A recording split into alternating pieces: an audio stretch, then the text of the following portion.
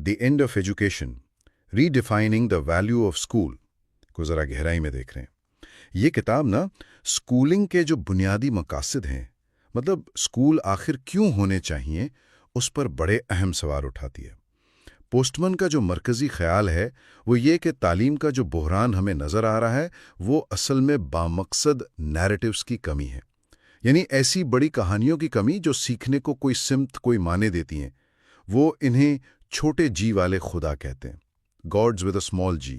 مین کا آرگیومنٹ ہی یہی ہے کہ جب تک ہمارے پاس اسکول جانے، پڑھنے اور سیکھنے کی کوئی بڑی گہری وجہ نہ ہونا، کوئی میٹا فزیکل ریزن جسے وہ کہتے ہیں، تب تک اسکول صرف بس وقت گزارنے یا ڈگری لینے یا شاید نوکری کی تیاری کی جگہیں بن کر رہ جاتے ہیں.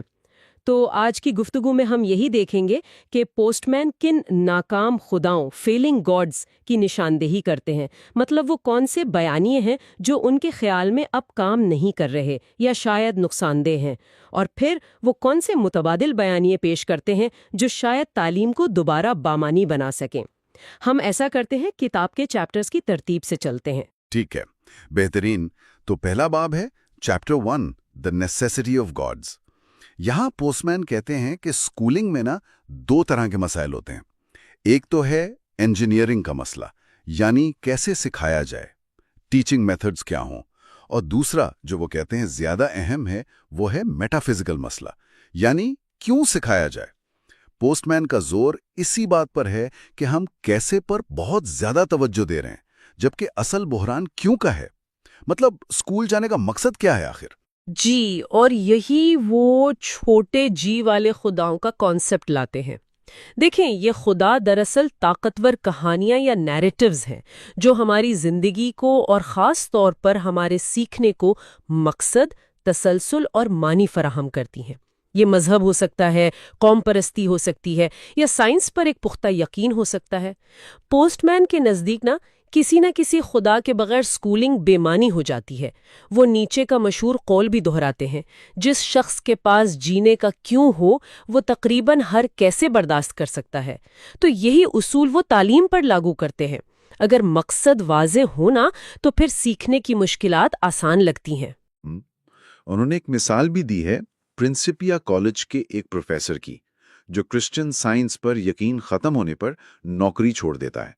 حالانکہ وہ فلسفہ پڑھاتا تھا جس کا براہ راست تعلق کرسچن سائنس سے نہیں تھا، لیکن اسے لگا کہ وہ ادارے کے بنیادی مقصد، اس کے خدا سے اب جڑا ہوا نہیں رہا.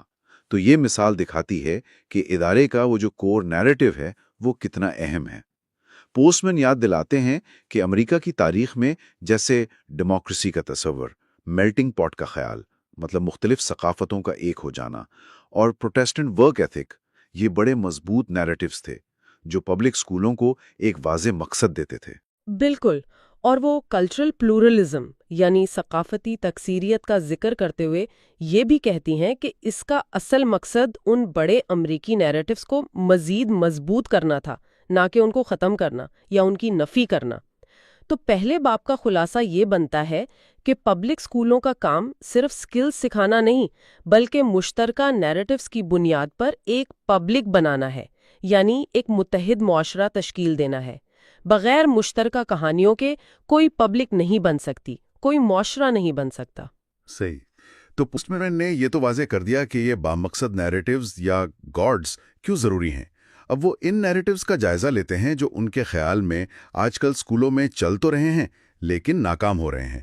یہ ہمیں لاتا ہے chapter 2، some God's that fell پر. بالکل.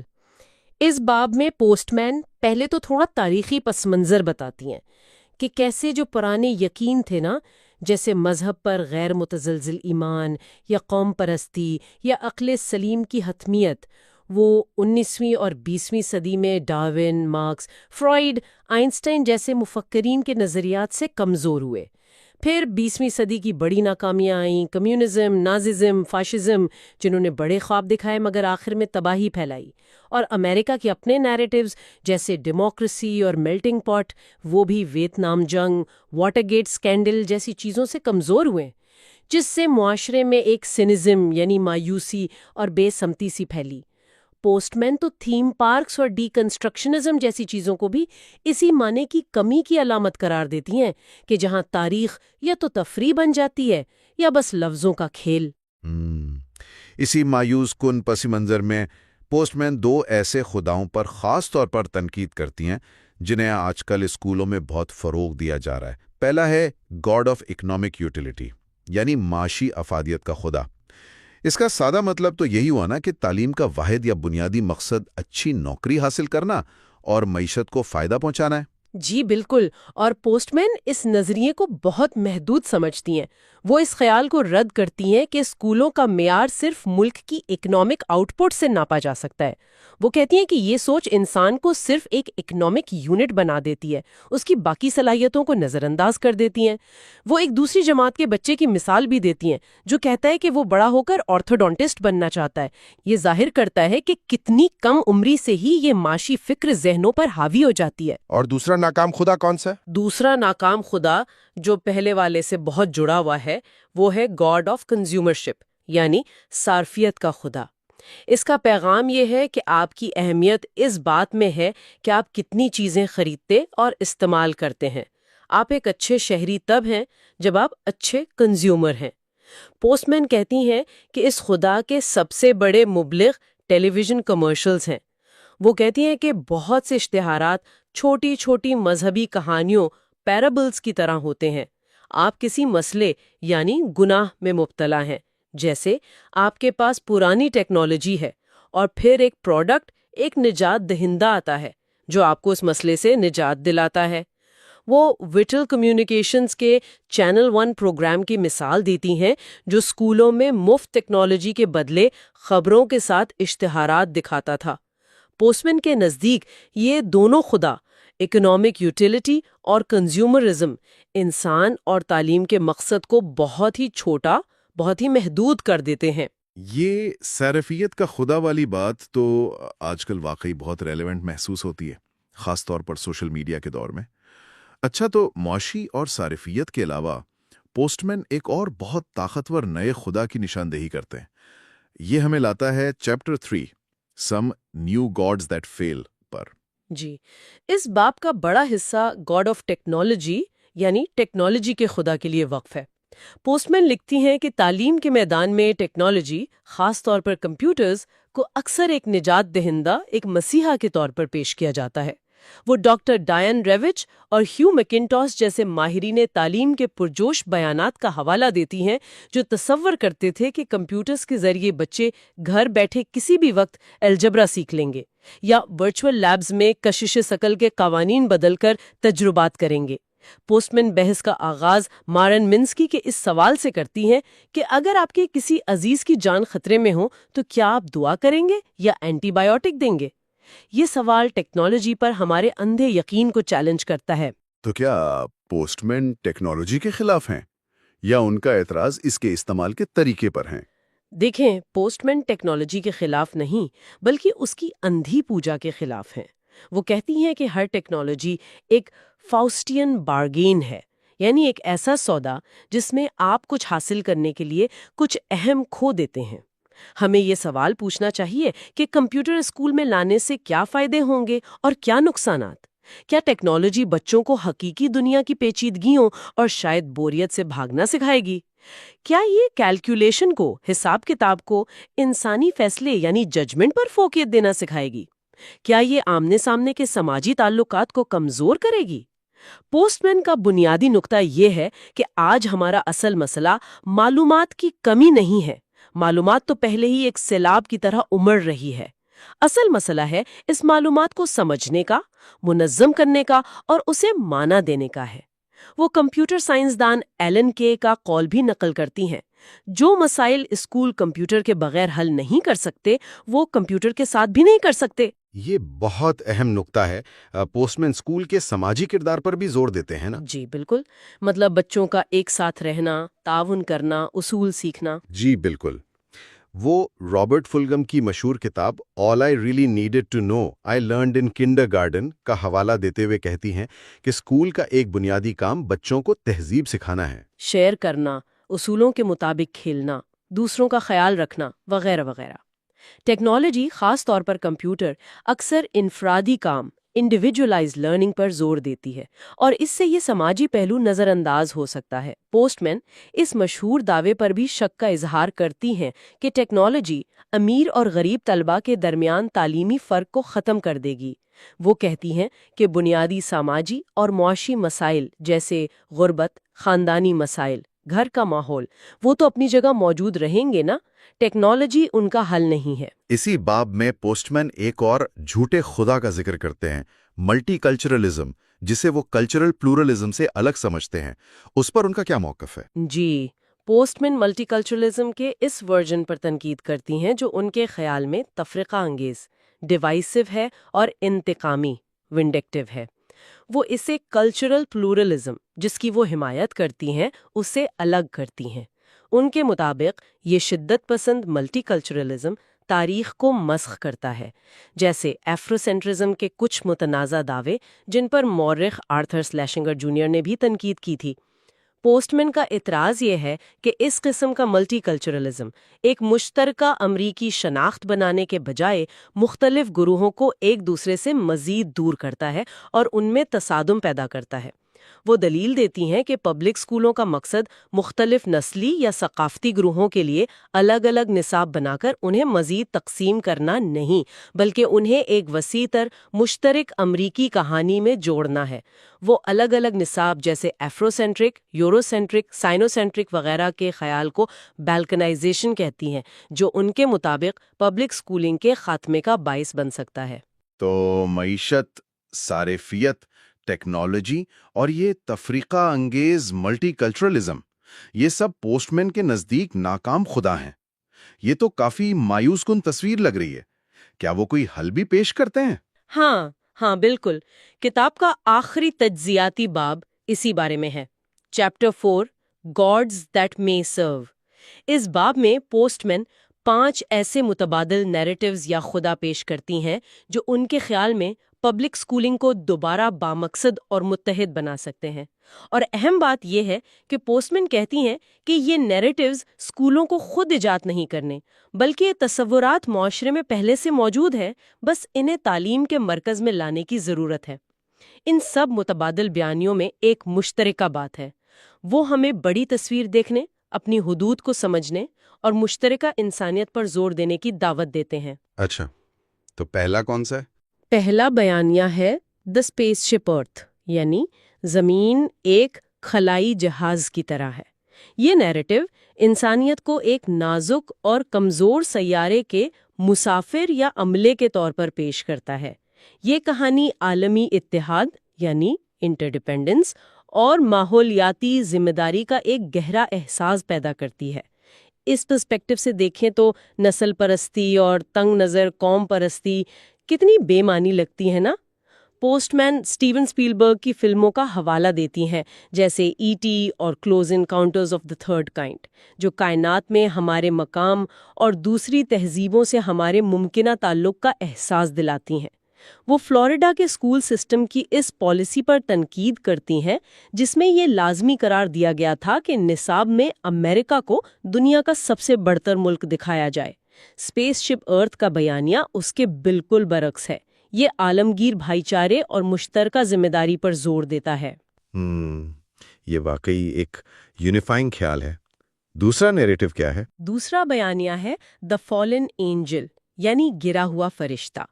یہ اس خیال پر مبنی ہے کہ انسان کامل نہیں ہے، ہم سب غلطیاں کرتے ہیں اور ہماری سمجھ محدود ہے۔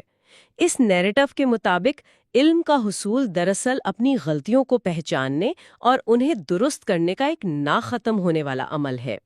یہ کہانی عاجزی یعنی ہیوملٹی، برداشت یعنی ٹالرنس اور تنقیدی سوچ یعنی کریٹیکل تھنکنگ کو فروغ دیتی ہے، اور ہر قسم کے کٹر پن، ڈوگمیٹزم اور مطلق سچائی کے دعووں کی مخالفت کرتی ہے۔ پوسٹ مین سائنس کو اس کی بہترین مثال سمجھتی ہیں، جہاں نظریات کو مستقل جانچا جاتا ہے، چیلنج کیا جاتا ہے اور غلط ثابت ہونے پر ترک کر دیا جاتا ہے۔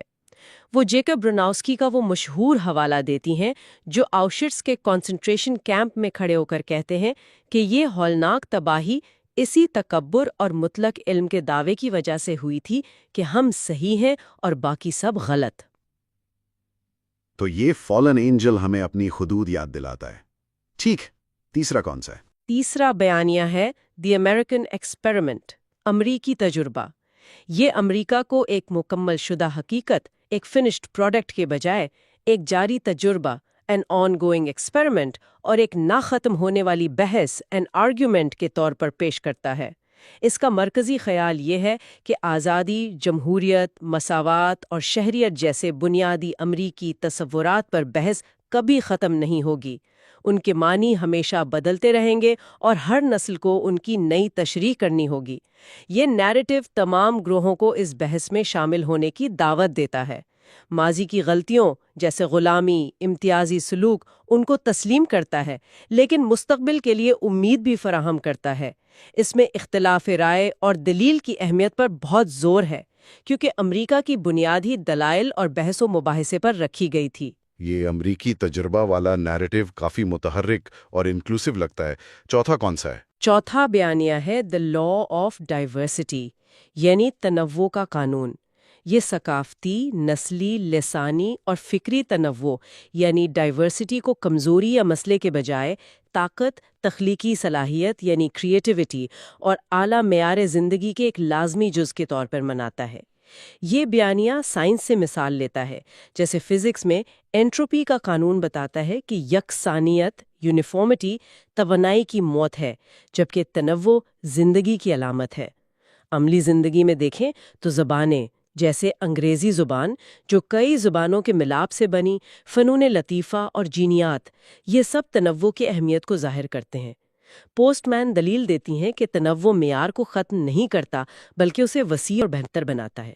اس نیریٹو کا مقصد انتقام لینا یا صرف کچھ گروہوں کی سیلف اسٹیم بڑھانا نہیں، بلکہ انسانی تہذیب کی مشترکہ کامیابیوں کو سمجھنا اور سراہنا ہے۔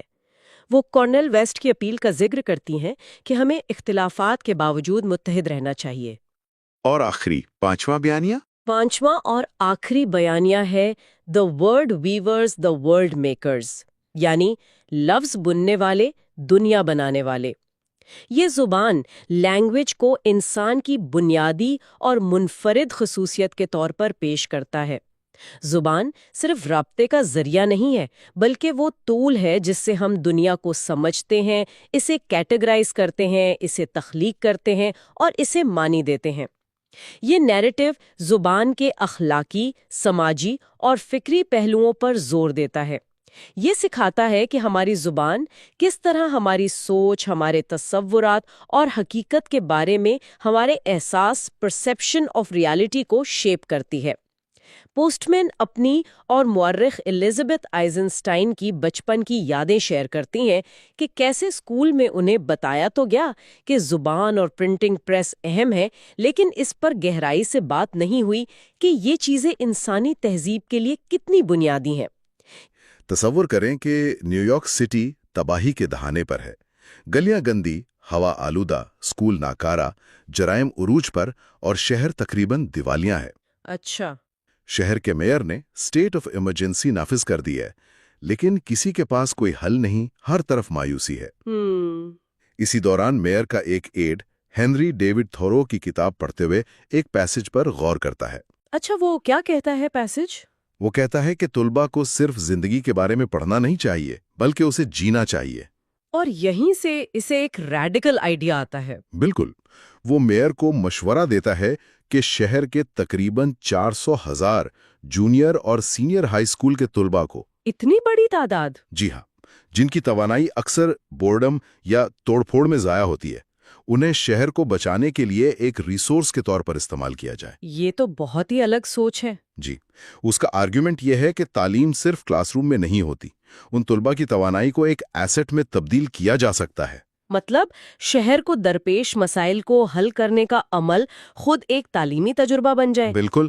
ایڈ یہ بھی بتاتا ہے کہ اسکولوں کی ٹوٹی کھڑکیوں پر سالانہ لاکھوں ڈالر خرچ ہوتے ہیں اور روزانہ 1/3 طلباء غیر حاضر رہتے ہیں۔ یعنی موجودہ نظام ویسے بھی ٹھیک کام نہیں کر رہا۔ صحیح۔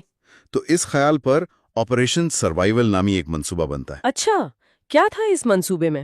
اس میں طلبہ کو شہر کے حقیقی مسائل حل کرنے میں شامل کیا جاتا ہے، مثلاً محلے کی صفائی کرنا، درخت لگانا، او واہ! جی، سب وے اسٹیشنز پینٹ کرنا، ٹریفک کنٹرول میں مدد دینا، ڈاک پہنچانے میں ہاتھ بٹانا، اور بھی کچھ؟ ہاں، ڈے کیئر سینٹرز چلانا، چھوٹے بچوں کو پڑھانا، کمیونٹی اخبار نکالنا، ثقافتی تقریبات منعقد کرنا، اسپتالوں میں مدد کرنا وغیرہ۔ بہت عملی کام ہے۔ یہاں تک کہ کالج کے طلبہ بھی شامل ہو جاتے ہیں۔ اچھا، وہ کیا کرتے ہیں؟ وہ ٹرانسپورٹ سروسز چلاتے ہیں، پارکنگ ٹکٹ جاری کرتے ہیں، چھوٹے طلبہ کے لیے سیمینار منعقد کرتے ہیں، نشے کے عادی افراد کے لیے مراکز چلاتے ہیں۔ بنیادی طور پر شہر ایک بہت بڑا لرننگ لیب بن جاتا ہے۔ تو کہانی کا نتیجہ کیا نکلا؟ نتیجہ بہت پازیٹیو دکھایا گیا ہے۔ شہر میں امید پیدا ہوتی ہے، نوجوانوں میں ذمہ داری کا احساس بڑھتا ہے، بڑوں کا ان کے لیے احترام بڑھتا ہے، جرائم کم ہوتے ہیں۔ یہ چیزیں عملی طور پر سیکھتے ہیں۔ جی بالکل، وہ اپنی تعلیم خود تخلیق کرتے ہیں۔ ہاں، لیکن پوسٹ مین اس کے ڈاؤن سائڈز بھی بتاتے ہوں گے۔ جی ہاں بالکل، جیسے ہو سکتا ہے طلبہ کو یوروگوے کے دریاؤں کے نام یاد نہ ہوں۔ روایتی علم شاید کم ہو جائے۔ جی، اساتذہ محسوس کر سکتے ہیں کہ وہ اس قسم کے کام کے لیے ٹرین نہیں ہیں، گریڈنگ مشکل ہو جاتی ہے، اور ذہین اور کمزور طلبہ کا روایتی فرق مٹ جاتا ہے۔ اچھا، میئر بھی کہتا ہے کہ ایمرجنسی ختم ہونے پر سب کچھ نارمل ہو جائے گا۔ جی، یعنی اسے ایک عارضی حل کے طور پر دیکھا جا رہا تھا۔ لیکن اس کہانی کا اصل سبق کیا ہے؟ پوسٹ مین کے نزدیک یہ اسپیس شپ ارتھ کا سینٹرل آئیڈیا ہے۔ بالکل، سبق یہ ہے کہ اپنے سیارے، اپنی اسپیس شپ ارتھ کی ذمہ داری کا احساس تب پیدا ہوتا ہے جب اپنے امیجیٹ انوائرنمنٹ، اپنے محلے، اپنی گلی، اپنے اسکول کی ذمہ داری لیتے ہیں۔ یعنی عالمی ذمہ داری مقامی ذمہ داری سے شروع ہوتی ہے۔ صحیح کہا۔ پوسٹ مین حقیقت پسندوں کے اعتراضات کو بھی مانتے ہیں، جیسے نگرانی، پلاننگ، قانونی مسائل۔ جی، وہ تسلیم کرتے ہیں کہ یہ مسائل حقیقی ہیں، لیکن وہ کہتے ہیں کہ ان کی وجہ سے اصل خیال کو رد نہیں کرنا چاہیے۔ ہاں، شاید طلبہ کا ٹریفک کنٹرول کرنا پریکٹیکل نہ ہو۔ بالکل، لیکن کمیونٹی کی صفائی، درخت لگانا، مقامی اخبار نکالنا یا ایک دوسرے کو پڑھانا بالکل ممکن ہے۔ اور یہ روایتی ورک سٹڈی پروگرام سے مختلف ہے؟ جی، بہت مختلف ہے۔ اس کا مقصد صرف نوکری کی ٹریننگ نہیں، بلکہ اپنے ماحول کی ذمہ داری کا احساس پیدا کرنا ہے۔ ایک ایسا ماحول جسے ہم صرف استعمال نہیں کرتے، بلکہ جسے ہم بناتے اور مینٹین کرتے ہیں۔ یہیں پوسٹ مین نیگیٹروپک تھیم کا ذکر کرتے ہیں، یعنی تہذیب کا امتحان صرف نئی چیزیں بنانے میں نہیں، بلکہ بنی ہوئی چیزوں کو مینٹین کرنے، ڈس آرڈر اور ڈیکے کے خلاف لڑنے میں ہے۔ اور یہ کتنی عجیب بات ہے کہ ہم بچوں کو اسی مینٹیننس کے کام سے، بامانی کمیونٹی شمولیت سے دور رکھتے ہیں۔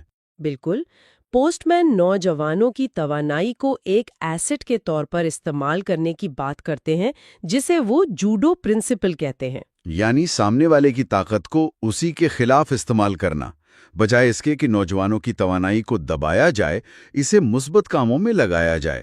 اسپیس شپ ارتھ کے تھیم کے تحت پوسٹ مین ایک اور شاید زیادہ کنٹروورشل تجویز پیش کرتے ہیں۔ جی، وہ کہتے ہیں کہ اسکول کے کریکولم میں میجر سبجیکٹس کی ترتیب بدلنی چاہیے اور آرکیالوجی، اینتھروپولوجی اور اسٹرانومی کو مرکزی حیثیت دینی چاہیے۔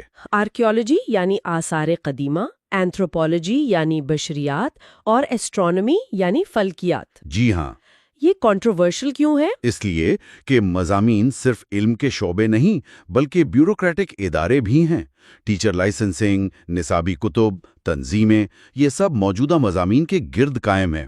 کسی مضمون کو میجر سے مائنر بنانا یا نیا میجر متعارف کروانا بہت مشکل ہے۔ پوسٹ مین دلیل دیتے ہیں کہ میجر اور مائنر کی تقسیم اکثر آربیٹری یعنی منمانی ہوتی ہے اور وقت کے ساتھ بدلتی رہتی ہے۔ بالکل، جو چیزیں پہلے اہم تھیں، جیسے یونانیوں کے لیے ہارمونکس یا کنفیوشس کے لیے تیر اندازی اور آداب، وہ آج نہیں ہیں۔ اور آج کی اہم چیزیں جیسے کمپیوٹر سائنس پہلے نہیں تھیں۔ صحیح، وہ کہتے ہیں کہ اساتذہ کو اپنے مضامین کی تاریخ پڑھنی چاہیے تاکہ وہ ہارڈننگ آف دا کیٹیگری سے بچ سکے۔ وہ آرکیالوجی کی وکالت کیوں کرتے ہیں؟ اس لیے کہ یہ صرف طریقے نہیں سکھاتی، بلکہ پری ہسٹری یعنی انسان کی طویل تاریخ کا علم دیتی ہے۔ سمیرینز، بیبیلونینز، ایجپشنز، چائنیز جیسی قدیم تہذیبوں کو سمجھنا۔ علم کی کامیابیاں، ان کی انسانیت۔ جی، یہ ہمیں اسپیس شپ ارتھ کے ماضی کے عملے سے جوڑتا ہے۔ یہ ہمیں ایک وسیع تناظر اور تسلسل کا احساس دیتا ہے۔ لیکن اسے لاگو کرنے میں چیلنجز ہوں گے، جیسے آثار قدیمہ کے نتائج مذہبی یا ثقافتی نیریٹو سے ٹکرا سکتے ہیں۔ جی، پوسٹ مین ایک طالب علم کی مثال دیتے ہیں جو سمجھتا تھا کہ زمین 4004 BC میں بنی تھی۔ تو اس کا حل کیا ہے؟ پوسٹ مین مشورہ دیتے ہیں کہ آرکیالوجی کو حتمی سچائی کے طور پر نہیں بلکہ ایک نیریٹو کے طور پر پیش کیا جائے۔ سائنسی اور مذہبی نیریٹوز میں فرق واضح کرنا ضروری ہے۔ جیسے گیلیلیو نے کہا تھا کہ مذہب بتاتا ہے جنت کیسے جانا ہے، نہ کہ آسمان کیسے چلتے ہیں۔ بالکل، یا پوپ جان پال II کے الفاظ میں سائنس مذہب کو تہمت پرستی سے اور مذہب سائنس کو بت پرستی سے بچا سکتا ہے۔ اچھا، اگلا مضمون ہے اینتھروپولوجی، یعنی زندہ ثقافتوں کا مطالعہ۔ جی، پوسٹ مین کے مطابق یہ ہمیں ڈوگمیٹزم اور فالس ایبسولوٹس یعنی غلط قسم کی قطعیت پسندی سے بچاتا ہے۔ وہ سٹار ٹریک کی مثال دیتے ہیں۔ یعنی مختلف نسلیں ایک جہاز پر ایک دوسرے کو سمجھنے پر مجبور۔ بالکل، اینتھروپولوجی اہم سوالات اٹھاتی ہے۔ کون سا علم لوگوں کو جوڑتا ہے اور کون سا توڑتا ہے؟ ثقافتی برتری کے دعوے کی بنیاد کیا ہے؟ کیا کوئی مشترکہ انسانی نیریٹو ممکن ہے؟ یہی سوال ہے۔ آج کی گلوبلائز دنیا میں ایسکیموز سے لے کر ایرینینز تک سب کو سمجھنا بقا کے لیے ضروری ہے۔ یہ ہمیں ٹالرنس یعنی رواداری سکھاتی ہے۔ لیکن یہ نان کرٹیکل ریلیٹیوزم نہیں ہے؟ نہیں، بالکل نہیں۔ ولکنز اور ارتھ لنگز ایک دوسرے سے سیکھتے ہیں مگر اپنی شناخت رکھتے ہیں۔ پوسٹ مین کلنگون پرابلم کا ذکر کرتے ہیں، یعنی جنگجو ثقافتوں سے کیسے نمٹا جائے۔ اس کے لیے خود شناسی، مشترکہ بنیاد تلاش کرنے کی ضرورت ہوتی ہے۔ جی، یہ حقیقی دنیا کی جیو پولیٹکس پر بھی لاگو ہوتا ہے۔ تو اینتھروپولوجی ہمیں ہمت اور امید دونوں دیتی ہے۔ بالکل، فرق جان کر ہمت اور مشترکات جان کر امید۔ اسپیس شپ ارتھ کے عملے کے لیے یہ دونوں ضروری ہیں۔ تیسرا مضمون ہے ایسٹرونومی۔ یہ زمین کو سب سے واضح طور پر ایک خلائی جہاز کے طور پر دکھاتا ہے۔ جی، پوسٹ مین کہتے ہیں کہ 50 سال پہلے ایسٹرونومی صرف سیاروں کے نام رٹنے کا نام تھی۔ آج ہمارے پاس بگ بینگ کے ثبوت ہیں، بلیک ہولز کا علم ہے، ہم چاند پر گئے ہیں، خلا سے زمین کو دیکھا ہے، دھمکیتوں کو ٹکراتے دیکھا ہے۔ یعنی علم بہت آگے بڑھ گیا ہے۔ بہت زیادہ۔ ایسٹرونومی ہمارے سیارے کی نزاکت، فریجلٹی کا احساس دلاتی ہے۔ یہ سوال اٹھاتی ہے کہ کیا ہم کائنات میں اکیلے ہیں؟ یہ نوجوانوں میں ونڈر اور کیوریوسٹی پیدا کرتی ہے۔ جی ہاں، یہ ہمیں کائنات میں اپنی جگہ اور اپنی ذمہ داریوں کا احساس دلاتی ہے، خاص طور پر اپنے ماحول کی حفاظت کا۔ پوسٹ مین کے مطابق انسانی حماقتیں دمیکیتوں سے بڑا خطرہ ہیں۔ یہاں بھی پوسٹ مین زور دیتے ہیں کہ ایسٹرونومی کو تاریخی طور پر پڑھایا جائے۔ ایرسٹوٹل، ٹولمی، کوپرنیکس، گالیلیو، برونو کی کہانیاں سنائی جائیں۔ بالکل، تاکہ سائنس ایک انسانی جد و جہد کے طور پر سامنے آئے، جس میں غلطیاں، اصلاحات، جذبات سب شامل ہوں۔ چیپٹر 5 کے آخر میں پوسٹ مین کہتے ہیں کہ غیر ملکی زبانیں اور کمپیریٹیو ریلیجن یعنی مذاہب کا تقابلی مطالعہ بھی ضروری ہے۔ جی ہاں، اسپیس شپ ارتھ کے نیریٹو کے لیے، جن پر وہ بعد میں بات کریں گے۔ اچھا، تو یہ تھا چیپٹر 5 کا خلاصہ۔ اب آتے ہیں چیپٹر 6 کی طرف، جس کا عنوان ہے دا فالن اینجل یعنی گرا ہوا فرشتہ۔ جی، یہاں پوسٹ مین تعلیم کے مروجہ طریقوں پر سوال اٹھاتے ہیں۔ وہ اپنے کچھ ایسے خیالات سے شروع کرتے ہیں جنہیں اکثر سنجیدگی سے نہیں لیا گیا۔ کون سے خیالات؟ پہلا نظر انداز کیا گیا خیال ہے سبجیکٹ سواپ، اچھا، یہ کیا ہے؟ یعنی ریاضی کا استاد آرٹ پڑھائے، آرٹ کا استاد سائنس۔ ہیں؟ اس کی کیا منطق ہے؟ منطق یہ ہے کہ زیادہ تر اساتذہ وہی مضمون پڑھاتے ہیں جو انہیں آسان لگتا ہے۔ وہ ان طلبہ کی مشکل نہیں سمجھ پاتے جنہیں وہ مضمون بورنگ یا مشکل لگتا ہے۔ اچھا، تو اگر استاد کو کوئی ایسا مضمون پڑھانا پڑے جس میں وہ کمزور تھے تو شاید وہ طالب علم کے پرسپیکٹو کو سمجھ پائیں۔ بالکل، انہیں اندازہ ہو کہ نصابی کتب کتنی خشک ہوتی ہیں، غلطی کرنے کا خوف کیسا ہوتا ہے، یا کریکولم کی رکاوٹیں کیا ہیں۔ پوسٹ مین سمجھتے ہیں کہ اس سے اساتذہ میں ایمپتھی اور بہتر کمیونیکیشن پیدا ہوگی۔ یہ تو واقعی ریڈیکل ہے۔ دوسرا خیال کیا ہے؟ دوسرا ریڈیکل خیال، ایلیمینیٹ ٹیکسٹ بکس، निसाबी कुतुब खत्म कर दें। क्या निसाबी कुतुब खत्म? जी, पोस्टमैन इन पर शदीद तनकीद करते हैं। वो बोरिंग, गैर ज़ाती, बिना किसी इंसानी आवाज़ के होती हैं। वो हक़ाइक़ को हतमी और नाकाबिल तरदीद बनाकर पेश करती हैं, बग़ैर ये बताए कि ये इल्म कैसे हासिल हुआ, किस जिद्दोजहद से गुजरा या इसमें क्या गलतियाँ थीं। वो इन्हें तालीम का दुश्मन कहते हैं, जो डॉगमेटिज्म और सतही इल्म को फ़रोग़ देती हैं। जी, जब इनसे पूछा गया कि निसाबी कुतुब की जगह क्या लेगा, तो पोस्टमैन का मशहूर जवाब था, जब पोलियो ख़त्म हुआ तो क्या किसी ने पूछा कि उसकी जगह क्या लेगा? हा, यानी मसला खुद निसाबी कुतुब है, उनका मुतबादिल ढूंढना बाद की बात है। बिल्कुल। और तीसरा ख्याल? तीसरा ख्याल एक्यूरेसी इन एकेडेमिया का है। ये असल में एक क़िदामत पसंद ग्रुप का आइडिया था कि तुलबा क्लास में असातिज़ा के सियासी तासुब को नोट करें, लेकिन पोस्टमैन इसे क्रिटिकल थिंकिंग का टूल बनाने की तजवीज़ देते हैं। अच्छा, कैसे? ख्याल ये है कि उस्ताद तुलबा को लेक्चर्स में फैक्चुअल एरर्स, जानिबदाराना नताइज या ओपिनियन को फैक्ट के तौर पर पेश करने की निशानदेही करने की तरगीब दें। और ग्रेडिंग इस बात पर हो कि तालिबे इल्म कितनी एक्यूरेसी से उस्ताद की गलतियां पकड़ता है। जी हाँ, उस्ताद जानबूझकर कुछ गलतियां शामिल करे, इससे तुलबा में तवज्जो और तनकीदी सोच बढ़ेगी हर सिमत में। ये तीनों ख्यालात स्कूल के ट्रेडिशनल नैरेटिव को चैलेंज करते हैं। बिल्कुल, वो नैरेटिव ये है कि स्कूल हक़ाइक़ सीखने की जगह है, उस्ताद और किताब अथॉरिटी हैं, तालिब इल्म का काम पैसिव वसूल कुनंदा बनना है और गलतियां या इल्म की तारीख गैर अहम है। और ये रवैया जस्टिफिकेशनिज्म पैदा करता है, यानी अपने अकायद का दिफा करना बजाय उन्हें बेहतर बनाने के। सही। तो फिर जस्टिफिकेशनिज्म से बचने और तनकीदी सोच पैदा करने वाले स्कूल कैसे बनाए जाएं? पोस्टमैन कहते हैं कि उसके लिए असातिज़ा की रीट्रेनिंग की ज़रूरत है। उन्हें ट्रूथ टेलर्स से एरर डिटेक्टर्स बनना होगा। सच बताने वाले से गलती पकड़ने वाले? जी, मकसद तलगा को सिर्फ ज़हीन बनाना नहीं, बल्कि उन्हें कम बेवकूफ़ बनाना है। जैसे डॉक्टर बीमारी का डायग्नोसिस और इलाज करता है या वकील नाइंसाफ़ी का, वैसे ही उस्ताद गलती की तशख़ीस और इलाज करें। किस किस्म की गलती? हक़ाइक़ में, इस्तिदलाल में, तासुब में, महारतों में। पोस्टमैन मानते हैं कि एरर का मुताला अभी नया शोबा है। जी, लेकिन वो प्लेटो, एरास्मस, स्विफ्ट से लेकर गोल्ड और हेयाकावा तक मिसालें देते हैं। वो कहते हैं कि अगर असातिज़ा एरर का मुताला करें तो 3 बातें समझेंगे। क्या है वो 3 बातें? अव्वल, हर कोई गलती करता है, जिससे आजिज़ी आती है। दोम, गलती कम की जा सकती है, ये एटीट्यूड का मामला है, इंटेलिजेंस का नहीं। और तीसरी? तीसरी, गलती बुनियादी तौर पर लिंग्विस्टिक यानी ज़ुबान में होती है। अच्छा, जुबान में? जी, इसलिए असातिज़ा को ज़ुबान के प्रॉब्लमैटिक पैटर्न्स को पहचानने में माहिर होना चाहिए। बर्ट्रैंड रसल ने कहा था कि तालीम का मकसद हमें फसाहत के फरेब से बचाना है। यूनानी मेटा सब्जेक्ट्स जैसे ग्रामर, मंतिक, बयानबाजी इसीलिए थे। बिल्कुल। पोस्टमैन कहते हैं कि हर मजमून अपनी एक ज़ुबान रखता है, बायोलॉजी की ज़ुबान, तारीख की ज़ुबान। तो सिर्फ मजमून की जुबान जानना काफी नहीं? नहीं, मेटा लैंग्वेज यानी ज़ुबान के बारे में इल्म होना ज़रूरी है।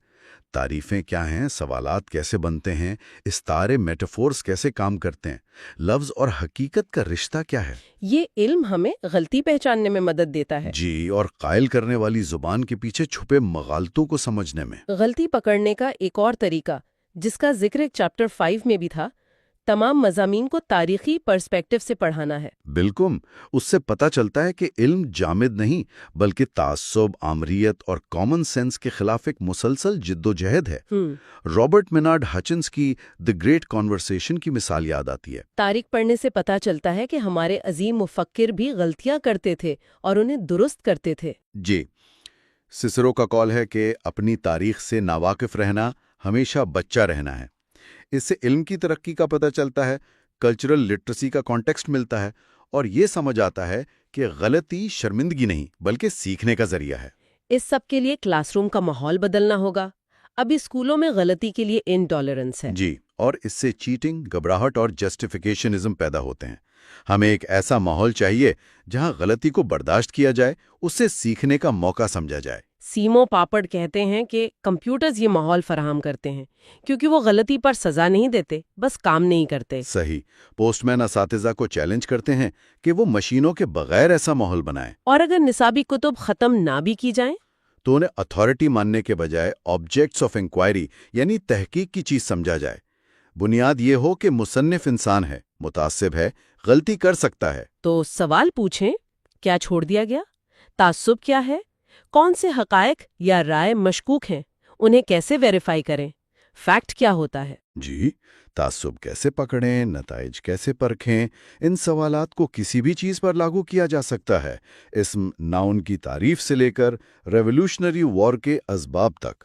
اس سے پتہ چلتا ہے کہ حقائق اور سچائیاں کیسے بدلتی ہیں اور لوگوں نے ماضی میں غلط نظریات کا کیسے دفاع کیا۔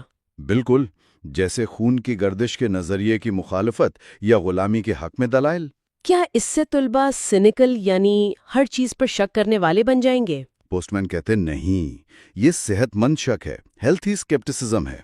کہانی یہ ہے کہ ہم انسان نامکمل ہیں، اس لیے ہمارا علم بھی نامکمل ہے۔ سیکھنا غلطیوں پر قابو پانا ہے۔ جی، غلط ہونے میں گناہ نہیں، گناہ اپنے عقائد پر سوال نہ اٹھانے میں ہے۔ یہ رویہ گریٹ کانورسیشن میں شرکت کا جوش پیدا کرتا ہے۔ پوسٹ مین کا جو کور آئیڈیا ہے نا، وہ یہی ہے کہ یہ جو پیسے کمانے یا ٹیکنالوجی میں آگے بڑھنے والے مقاصد ہیں نا، یہ ناکام ہو چکے ہیں۔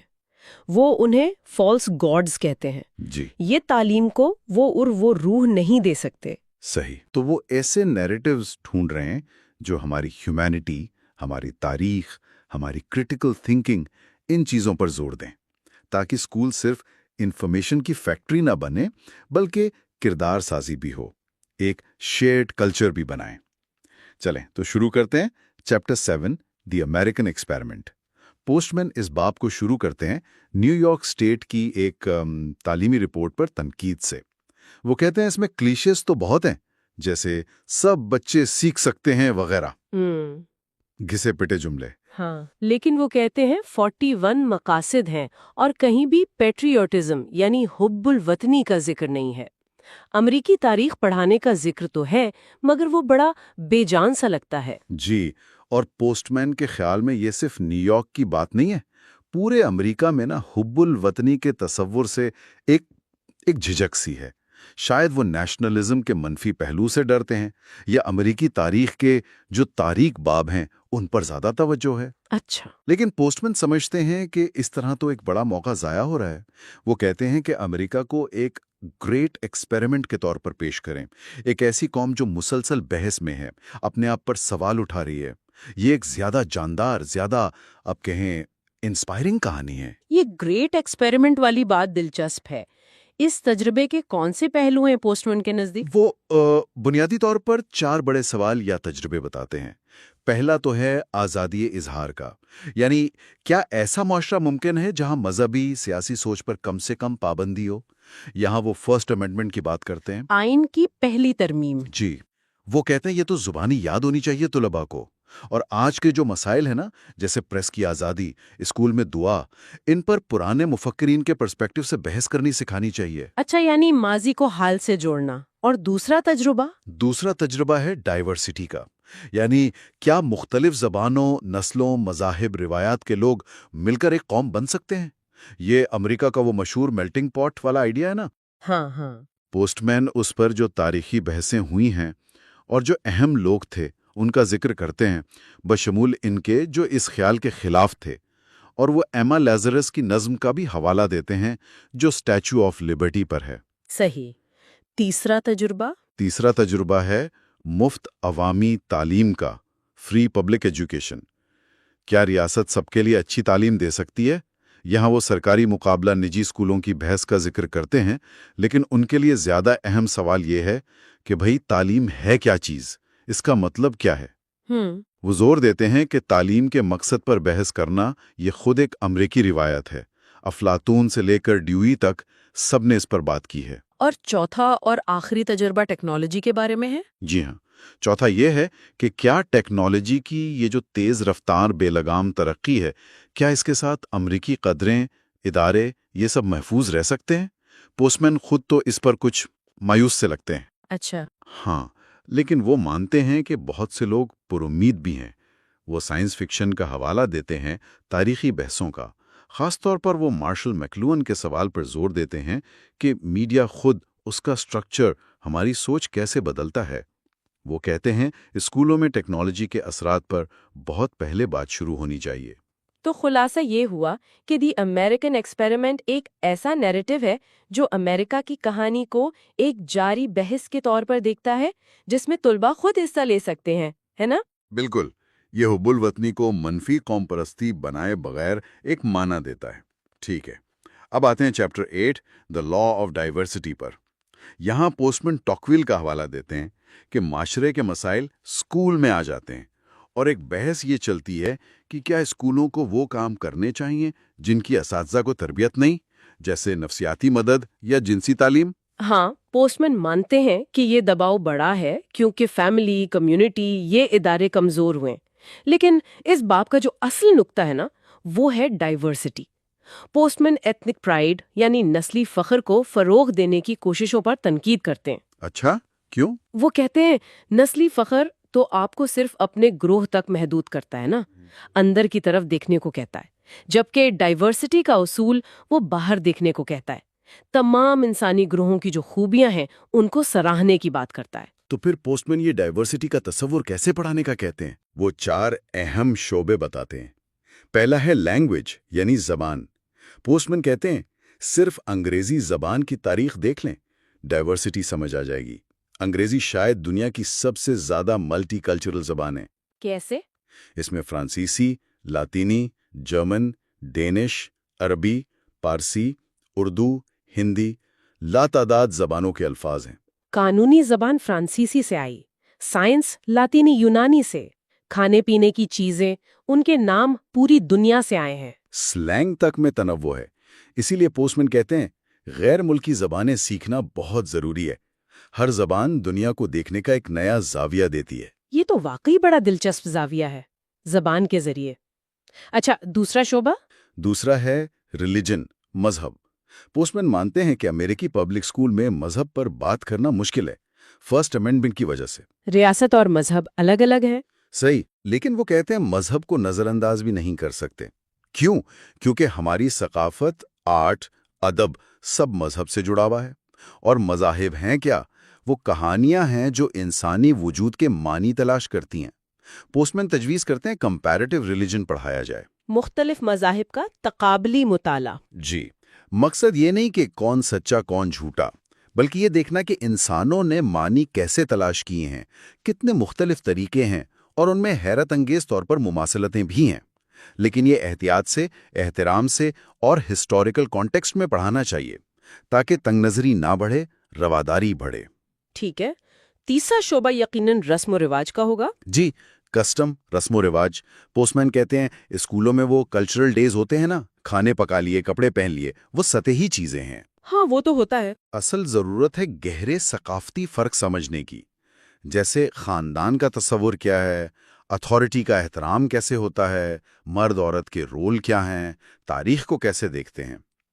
وہ کہتے ہیں کلاس میں جو ڈائیورسٹی ہے اسی کو استعمال کریں، اور جب دوسرے معاشروں کے غیر مانوس یا مشکل رواج دیکھیں تو ججمنٹل نہ ہوں، موضوعی رہیں، آبجیکٹیوٹی سے کام لیں، سمجھنے کی کوشش کریں کہ اس کے پیچھے وجہ کیا ہو سکتی ہے۔ صحیح۔ اور چوتھا شعبہ؟ چوتھا شعبہ ہے آرٹ اینڈ آرٹیفیکٹس، فن اور نوادرات۔ پوسٹ مین کہتے ہیں فن کا مطالعہ صرف ذوق کی بات نہیں، یہ ڈائیورسٹی سمجھنے کا بھی ذریعہ ہے۔ جیسے ایک کانسرٹ جس میں مختلف ملکوں کے موسیقار ہوں، یا آرٹ کی تاریخ، یہ سب انسانی تجربے کا تنوع اور تسلسل دکھاتے ہیں۔ پوسٹ مین خاص طور پر میوزیمز کی بات کرتے ہیں۔ میوزیم؟ ہاں، صرف آرٹ میوزیم نہیں، ہر طرح کے۔ ان کے خیال میں ہر میوزیم اس سوال کا جواب دینے کی کوشش ہے کہ انسان ہونے کا کیا مطلب ہے۔ وہ طلباء کو پروجیکٹ دیتے ہیں کہ اپنے علاقے کے لیے نیا میوزیم ڈیزائن کریں، اور وہ جو بحث ہے پاپولر کلچر بمقابلہ کلاسیکی آرٹ، اس پر وہ کہتے ہیں اسکول کا کام ہے کاؤنٹر انوائرمنٹ دینا، یعنی طلباء کو موزارٹ، شیکسپیئر، گویا جیسے فنکاروں سے متعارف کرانا جن سے وہ شاید خود نہ ملیں۔ وہ مانتے ہیں کہ مغربی تہذیب کی بنیاد ڈیڈ وائٹ میلز نے رکھی، لیکن وہ خود بھی متنوع تھے، اور ان کے ساتھ ساتھ دوسری ثقافتوں کا مطالعہ بھی ضروری ہے۔ یہ چاروں شعبے، زبان، مذہب، رواج اور فن، مل کر ڈائیورسٹی کا ایک بڑا جامع تصور دیتے ہیں۔ اچھا، اب chapter 9 the word viewers, the world makers, ये जुबान के किरदार पर है। जी हाँ, और ये पोस्टमैन का बड़ा पसंदीदा मौजू है। इसका मरकजी ख्याल ये है कि ज़ुबान सिर्फ ख्यालात बताती नहीं, बल्कि ये हमारी हकीकत, हमारी दुनिया को बनाती है। पोस्टमैन तनकीद करते हैं कि स्कूल ज़ुबान की इस पावर को समझते नहीं। वो डेफिनेशंस ऐसे पढ़ाते हैं जैसे पत्थर पर लकीर हो, सवाल पूछने का फ़न, उस पर कोई बात नहीं, और मेटाफोर्स यानी इस्तिआरे, वो तो बस शायरी की सजावट है। तो पोस्टमैन क्या कहते हैं? उन चीज़ों को कैसे देखना चाहिए? पोस्टमैन कहते हैं डेफिनेशंस हमेशा किसी मकसद के लिए बनती हैं, वो कुदरती नहीं होती। सवालात वो तो सोचने के बुनियादी औजार हैं, टूल्स हैं, और इस्तिआरे वो सिर्फ सजावट नहीं, पोस्टमैन उन्हें कहते हैं ऑर्गेनन्स ऑफ परसेप्शन, यानी वो हमारी सोच को शेप करते हैं। मसलन रोशनी लहर है या जर्रा, दिमाग पट्ठा है या बर्तन, ये इस्तिआरे हमारी समझ बदल देते हैं। वो मिसाल देते हैं कि कैसे इज यानी है और डज यानी करता है जैसे फेल हमारी सोच बदलते हैं। क्या किसी को गठिया है या वो गठिया करता है? क्या जुर्म कोई चीज है जो किसी में होती है या ये एक अमल है जो कोई करता है? वो आईक्यू टेस्ट पर भी तनकीद करते हैं कि जहानत कोई चीज नहीं जो आप रखते हैं, बल्कि ये एक परफॉर्मेंस है। ये वाकई गहरी बात है कि ज़बान हमारी हकीकत कैसे बनाती है। पोस्टमैन यहाँ अल्फ्रेड कोर्ज़िब्स्की का भी जिक्र करते हैं, है ना? हाँ, काफी तफसील से। कोर्ज़िब्स्की और उनका नजरिया है जनरल सेमांटिक्स। इसका खुलासा यह है कि इंसान टाइम बाइंडर्स हैं, वक्त को बांधने वाले। क्यों? क्योंकि हम सिंबल्स, खास तौर पर जुबान के जरिए इल्म नस्ल दर नस्ल मुंतकिल करते हैं। सही। और ये अमल होता है एब्स्ट्रैक्टिंग से, यानी हम दुनिया की लाखों तफसीलात में से कुछ चुनते हैं, कुछ छोड़ते हैं, उन्हें मुनज़्ज़म करते हैं ताकि दुनिया समझ में आए। लेकिन कोर्ज़िब्स्की का सबसे अहम नुक्ता, ज़बान जो नक्शा बनाती है वो खुद इलाका या हकीकत नहीं है। उनका मशहूर जुमला है, व्हाटएवर वी से something is it is not, यानी जो हम कहते हैं चीज उससे कहीं ज्यादा है। बिल्कुल, नाम या तारीफ उस चीज को पूरी तरह बयान नहीं कर सकती। तो इस गहरे नजरिए को स्कूलों में कैसे पढ़ाएं? पोस्टमैन क्या अमली तजावीज देते हैं? 3 बड़ी तजावीज़ें। पहली, हेलेन केलर की आप बीती पढ़ाएं, the story of my life. उससे समझ आएगा कि सिंबल्स के बगैर दुनिया कैसी होती है और उनके आने से कैसे कायनात बन जाती है। अच्छा। दूसरी, हर मजमून, तारीख, साइंस, रियाजी को सिर्फ उसके कंटेंट के तौर पर ना पढ़ाएं, बल्कि उसकी अपनी एक खास जुबान, एक यूनिवर्स ऑफ डिस्कोर्स के तौर पर पढ़ाएं। यानी हर मजमून में सवाल कैसे बनते हैं, तारीफें कैसे होती हैं, कौन से इस्तारे चलते हैं, सच, सबूत, नजरिया, इन अल्फाज का क्या मतलब है उस मजमून में। हर मजमून का अपना एक रेटोरिक होता है। और तीसरी तजवीज टेक्नोलॉजी के बारे में थी, जो आजकल बहुत रेलेवेंट है। बिल्कुल, तीसरी और शायद सबसे अहम, वो कहते हैं टेक्नोलॉजी एजुकेशन को लाजमी मजमून बनाए, और ये कंप्यूटर चलाना सिखाने से बहुत मुख्तलिफ है। तो फिर क्या है ये? इसका मकसद ये समझना है कि टेक्नोलॉजी लिखने की इजाद से लेकर इंटरनेट तक हमारी नफ्सियात, हमारे समाजी ताल्लुकात, हमारे सियासी ख्यालात, हमारी अखलाकी हिस्स, उन सब को कैसे बदलती है। पोस्टमैन के नज़दीक ये टेक्निकल ट्रेनिंग नहीं, ये ह्यूमैनिटीज़ की एक शाख है, इंसानियत का हिस्सा है। इस टेक्नोलॉजी एजुकेशन में क्या पढ़ाया जाए? क्या पोस्टमैन कुछ उसूल बताते हैं? जी, वो 10 उसूल बताते हैं। सारे तो नहीं, लेकिन कुछ अहम। एक तो ये कि हर टेक्नोलॉजी एक सौदा है, फॉशी एंड बार्गेन, कुछ पाने के लिए कुछ खोना पड़ता है। सही। फिर ये कि टेक्नोलॉजी के असरात सब पर बराबर नहीं होते, कुछ फायदे में, कुछ नुकसान में। हर टेक्नोलॉजी में एक छुपा हुआ फलसफा होता है, एक बायस होता है। नई टेक्नोलॉजी पुरानी से लड़ती है। टेक्नोलॉजी की तब्दीली सिर्फ इजाफा नहीं, ये पूरे माहौल को बदल लेती है। और हर टेक्नोलॉजी का अपना एक तासुब होता है, वो खास किस्म की सोच, सियासत, हवास, समाजी ताल्लुक या मवाद को फरोग देती है। ये उसूल तो वाकई आंखें खोलने वाले हैं। अच्छा, अब हम किताब के आखिर यानी एपिलॉग की तरफ आते हैं। पोस्टमैन यहाँ क्या कहते हैं? एपिलॉग में पोस्टमैन पहले तो उन्वान द एंड ऑफ एजुकेशन की दोहरी बात करते हैं। क्या ये तालीम के खात्मे की बात है या तालीम के मकसद, एंड की? वो खुद मानते हैं कि जो नए नैरेटिव्स उन्होंने दिए हैं, हो सकता है वो भी काम ना करें। क्यों? کیونکہ خود امریکی معاشرہ بڑی تبدیلیوں سے گزر رہا ہے۔ جیسے کیا اسکول کا موجودہ تصور ہی پرانا ہو گیا ہے؟ کیا اتنے ڈائیورس معاشرے میں پبلک اسکول ممکن ہے؟ کیا بچپن یا چائلڈہڈ کا تصور جس پر تعلیم کی بنیاد ہے، کیا وہ ختم ہو رہا ہے؟ وہ کچھ پریشان کن اعداد و شمار بھی دیتے ہیں ان باتوں کو ثابت کرنے کے لیے۔ تو کیا کتاب مایوسی پر ختم ہوتی ہے؟ نہیں، حیرت کی باتیں نہیں۔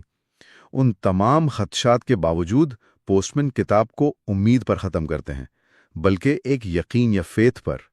انہیں یقین ہے کہ اسکول رہیں گے کیونکہ ہم نے سیکھنے کا کوئی بہتر طریقہ نہیں نکالا، پبلک اسکول رہیں گے کیونکہ ہم نے قوم بنانے کا کوئی بہتر طریقہ نہیں ڈھونڈا، اور بچپن بھی رہے گا کیونکہ اس کے بغیر بڑے ہونے کا مطلب ہی ختم ہو جائے گا۔ آج کل تعلیم راستہ بھٹک گئی ہے کیونکہ اس نے خود کو صرف معاشی یا تکنیکی مقاصد تک محدود کر لیا ہے۔ اسے دوبارہ بامانی بنانے کے لیے گہرے، پائیدار، انسپائرنگ نیریٹیوز کی ضرورت ہے۔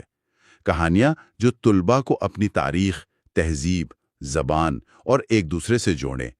پوسٹ مین نے کچھ مثالیں دی ہیں: امریکی تجربہ، ڈائیورسٹی کا قانون، زبان کی طاقت، ٹیکنالوجی کا شعور۔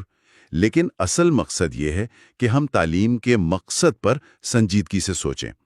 پوسٹ مین کی یہ کتاب واقعی مجبور کرتی ہے سوچنے پر کہ آج کی دنیا میں جہاں پرانے یقین کمزور پڑ رہے ہیں، ہم اپنی تعلیم کو کیا سمت دینا چاہتے ہیں؟